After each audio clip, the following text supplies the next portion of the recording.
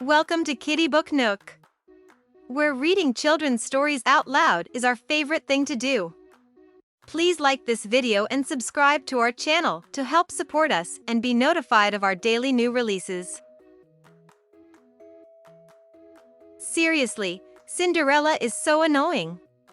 The story of Cinderella as told by the wicked stepmother. Written by Trisha Shaskan and illustrated by Gerald Guerlais. You must have heard of me. The wicked stepmother? Not true. It's just another one of Cinderella's wild stories. Not as wild as the one about the pumpkin and the fairy godmother. The real story, the true story, began with some chatter and some dust. All I ever wanted was a husband and a mansion. Before I married Cindy's father, my two darlings and I had met Cindy only a few times. The girl had seemed normal then. After I married Cindy's father, my darlings and I moved in. When I had just one foot on the front step, my dear husband kissed me goodbye and said, "I'm off on business." He leaves often, Cindy said, but the animals stay put. They talk. They joke. They sing. They even help out, especially the bluebirds. Now, I don't mind a story. But I like facts, not fiction. Soon the girl was talking all kinds of hokey-pokey. Once upon a time, Cindy said, one of the bluebirds became blue. Not the color. The feeling. His friend had flown south. My darlings and I were stuck near the front door. I just wanted to put away my bags. And that's when I saw it. Dust. Dear, is the whole house this dusty? I asked. I don't know, Cindy said. In the dining room, I'll give you a tour. Cindy told stories. In the study, Cindy told stories. Non-stop.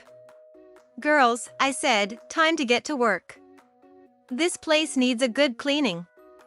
Once upon a time, when I was cleaning, Cindy started. Oh, boy. Cindy mopped the floor. But she finished so fast. My darlings had barely started.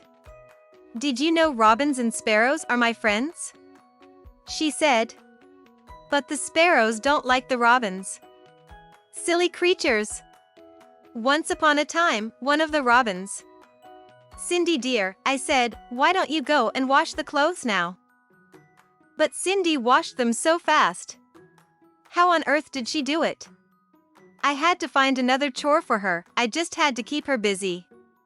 If there's one thing squirrels love, it's washing clothes, Cindy said. The rats, though, would rather iron. You know, one day.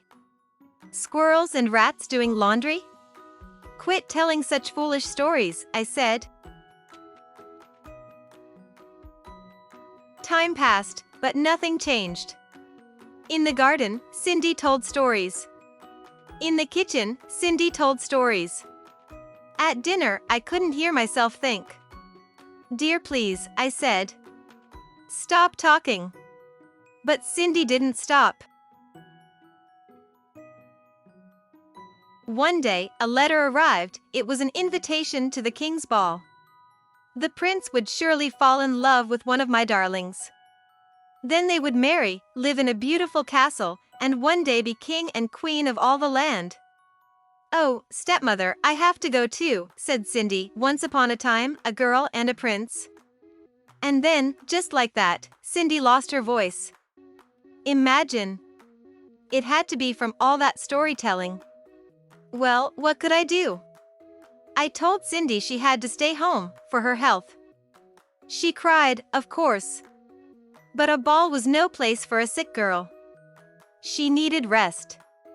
Sometimes, it's so hard being a stepmother. At the ball, my darlings twirled. They whirled. But then some strange girl waltzed in. Her gown was magnificent. I couldn't take my eyes off it. I wondered how much it cost and if my seamstress could copy it for me. The prince and the girl danced and pranced.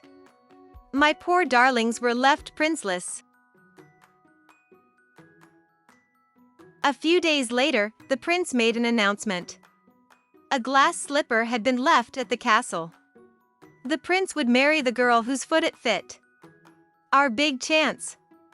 After visiting every other mansion in the neighborhood, the prince's valet arrived at our door. Me, said one of my darlings. No, me, said the other. One at a time, said the valet. Each girl tried, but the shoe didn't fit. Then Cindy pushed out a whisper. Please, let me try. The shoe fit. Cindy pulled the match out of her pocket. What? My darlings cried. Cindy pushed out another whisper. She said something about a pumpkin coach and ice that turned into horses. She even added a fairy godmother. Please. There's no such thing. But I still don't know where she got those shoes. A few days later, the prince married Cindy. Poor man. He had no idea what he was getting himself into. But we lived happily ever after.